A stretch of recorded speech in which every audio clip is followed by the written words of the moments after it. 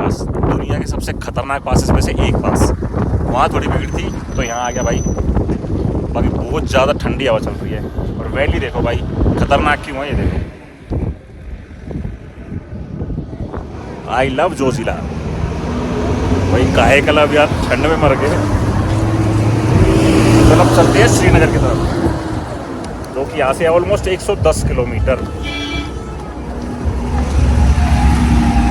भाई हालत खराब होगी, बहुत ज़्यादा ठंड है एक तो, और दूसरा हवा बहुत तेज चल रही है। बाकी भाई यहाँ तो बर्फ़ है नहीं, बर्फ़ है ऊपर 0 पॉइंट पे, वहाँ जाना पड़ेगा घोड़े या खच्चर से। और अभी ये देखो, ये छोटा सा बच्चा दिख रहा है, ये भाई क्या बोलूं गिरने ही वाला था खाई में, वो तो किसी ने पकड़ लिया, पता नहीं क्या ये देख रहा था। और इनके मम्मी पापा यहाँ आ गए फोटो खिंचवाने। तो यहाँ आ रहे हो बच्चे को लेकर, भाई ध्यान रखो, छोटी सी गलती जिंदगी भर की सजा बन जाती है।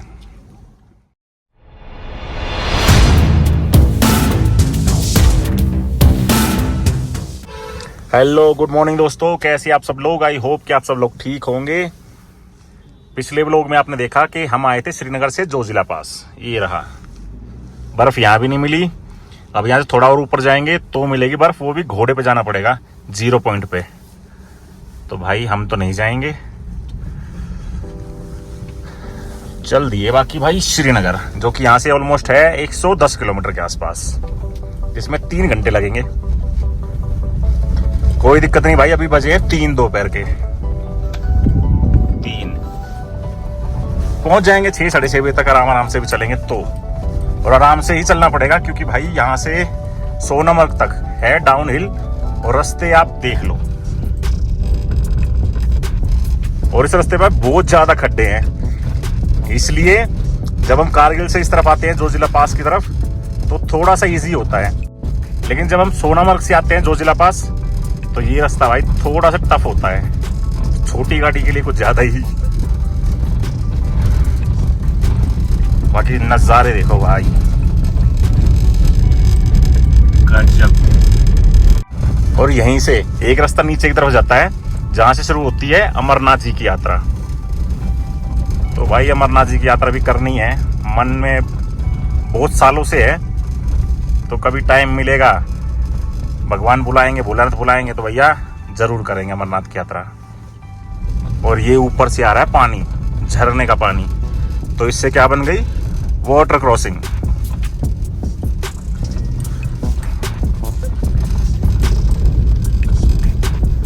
उस साइड ज्यादा गड्ढे हैं भाई, इस तरफ कम है, तो हम इस तरफ से चल दिए, लेकिन गड्ढे तो हैं छोटे हैं तो क्या हुआ भाई, गड्ढे तो गड्ढे हैं। द लॉर्ड ओल्टो, क्या बोलते हैं, पहाड़ों की रानी। और हम चल रहे हैं अपनी सेंट्रो में, जिसका नाम हमने रखा है शेरनी। भाई शेरनी है ये, 3 बार लद्दाख होके आ गई है, और आज हम दूसरी बार आए हैं जोजिला पास अपनी शेरनी में बैठ के।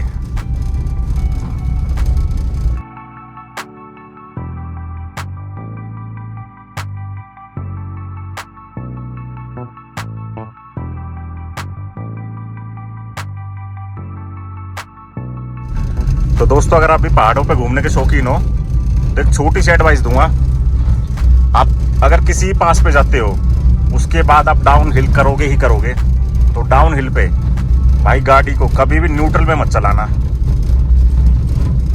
गाड़ी को गियर लगा के ही चलाना, पहला या दूसरा जो भी लगाओगे, क्योंकि गाड़ी को न्यूट्रल चलाने से भाई ब्रेक फेल होने के बहुत ज़्यादा चांसेस होते हैं, ये बात ध्यान रखना। और अपनी गाड़ी को इतनी स्पीड में चलाना कि भाई बाद में कंट्रोल कर सको, क्योंकि डाउन हिल पे भाई बहुत ज़्यादा रपटती है गाड़ी, और अगर पत्थर पड़े हों ऐसे तो बहुत ज़्यादा फिसलती हुई जाती है भाई, स्किट मारती है मतलब। तो आराम से चलाओ। ये देखो मेरी गाड़ी की स्पीड देखो, 10 की। एक बात तो है भाई, इस गाड़ी ने 6 साल से है गाड़ी मेरे पास, टचवुड कभी धोखा नहीं दिया। कभी भाई पंचर भी होती है ना, तो पंचर वहां होती है जहां पर भाई पंचर की दुकान हो। और पेट्रोल तो अभी पिछले महीने में गया था केदारनाथ, तो जब मैं टुंगनाथ से आ रहा था केदारनाथ की तरफ जा रहा था, तो भाई पेट्रोल बिल्कुल खत्म हो गया था, एक भी डंडी नहीं थी भैया। एक सेकंड भाई, गड्ढे वड्ढे है ना, देख के चलाना पड़ता है। हाँ, तो बता रहा था भाई पेट्रोल भी वही खत्म हुआ जहां पर पेट्रोल पंप था। तो ऐसे सीन है भाई, बस किसी की नजर ना लगे। अब तो भाई उतरने वाले हैं, बाकी 3:30 बजने वाले हैं। आधे घंटे में उतर गया भाई नीचे। और अब यहां से है श्रीनगर 95 किलोमीटर। और भाई नेटवर्क यहां भी नहीं आ रहे, जबकि मेरा पोस्ट पेड नंबर है एयरटेल का। सोनमर्ग में आ जाएंगे भाई, क्योंकि सोनमर्ग में है टावर। और अब रास्ते भी हो गया भाई 1 नंबर। तब यहां से श्रीनगर पहुंचने में कोई भी दिक्कत नहीं होने वाली।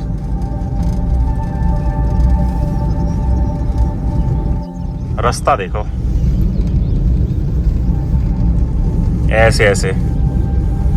ऐसे लग रहा है जैसे किसी ने अजगर बिठा रखा हो, लिटा रखा हो। बैठ के तो ऐसे करेगा भाई। ये आगे छोटा सा ब्रिज, और सामने वाला पहाड़ देखो यार। ये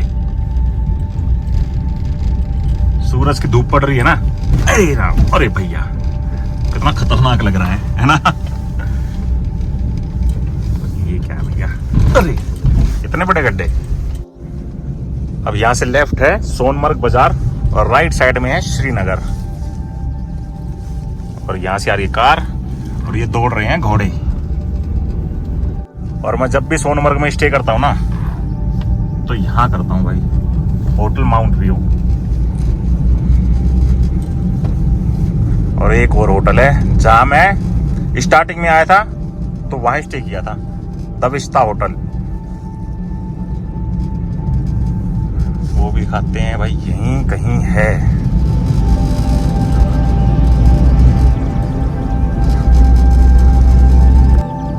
ये रहा भाई द विस्टा होटल। और जब मैं अभी फरवरी में आया था, जब यहाँ ताबड़तोड़ स्नोफॉल मिली थी, तो यहाँ मुझे रूम पड़ा था 4,500 के आसपास। और जब मैं पहली बार आया था, द विस्टा होटल में रुका था, तो यहाँ रूम दिया था मेरे को 3,500 रुपये का। होटल मस्त था भाई, दोनों ही होटल मस्त थे। तो आप यहाँ आ रहे हो तो यहाँ स्टे कर सकते हो। अभी जो पहलगाम वाला कांड जो हुआ था, उसमें इस होटल का भी नाम था होटल माउंट व्यू, कि ये होटल सेफ है। और उस वक्त पे जितने भी टूरिस्ट यहाँ पर फंसे हुए थे ना, तो उन सबको बोला गया था कि आप इसी होटल में रुको। तो भाई वो क्या रीज़न है वो मुझे नहीं पता। बाकी सामने आ गई है सोनामर्ग टनल एक बार फिर से। वो रही भाई ऑरेंज कलर की।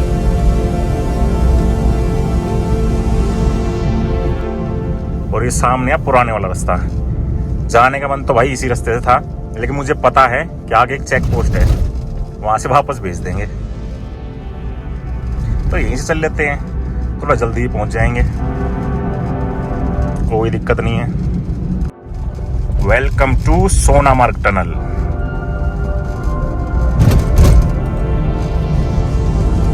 अब ये तो मैंने पिछले व्लॉग में भी दिखाई थी और बताया था आपको कि ये टनल है 6 किलोमीटर लंबी, और यहाँ स्पीड लिमिट है 50 की। तो बार बार क्या ही दिखाऊं। तो अब टनल पार करके मिलते हैं। निकल गया जी टनल से बाहर। और टनल से बाहर निकलते ही सूरज देवता को देखो, कितने गुस्से में रहते हैं यार ये।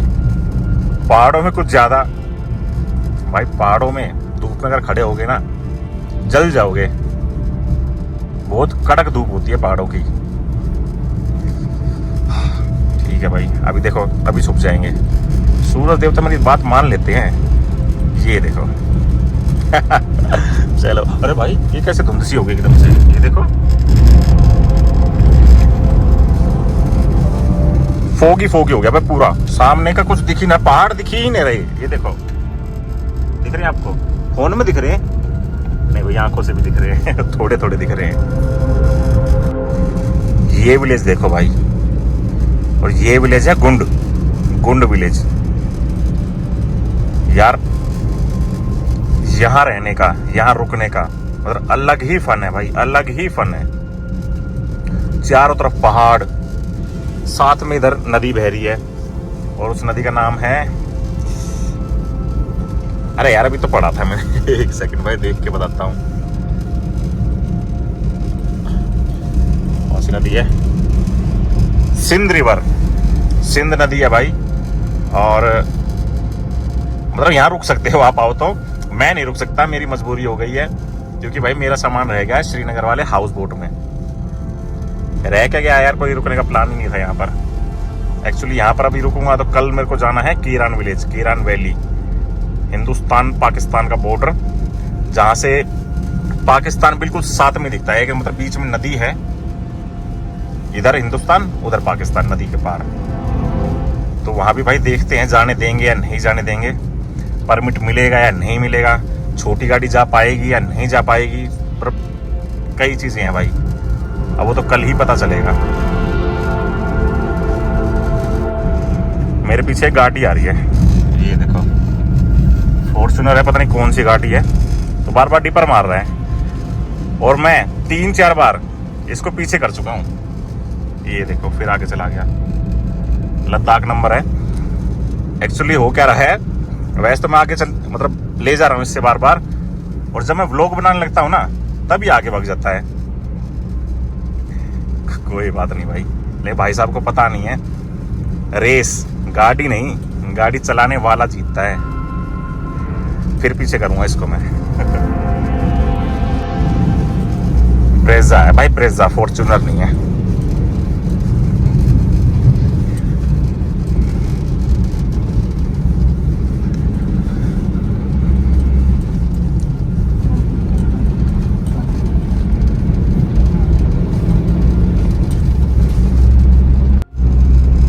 Thank you. मुझसे पंगा, ये डाइवर्शन आ गया भाई, क्योंकि ये पुल टूट गया है। अभी कैसे टूटा ये पता नहीं भाई, लग तो रहा है कि बाढ़ सी आई होगी यहाँ पर भी। ये देखो कितने पत्थर रखे हैं, पीछे से टूटा होगा भाई, और अभी टूटा हुआ है 2-3 महीने के अंदर, क्योंकि फरवरी में तो मैं यहाँ आया ही था। 2-3 महीने नहीं यार, आई थिंक 6-7 महीने के अंदर।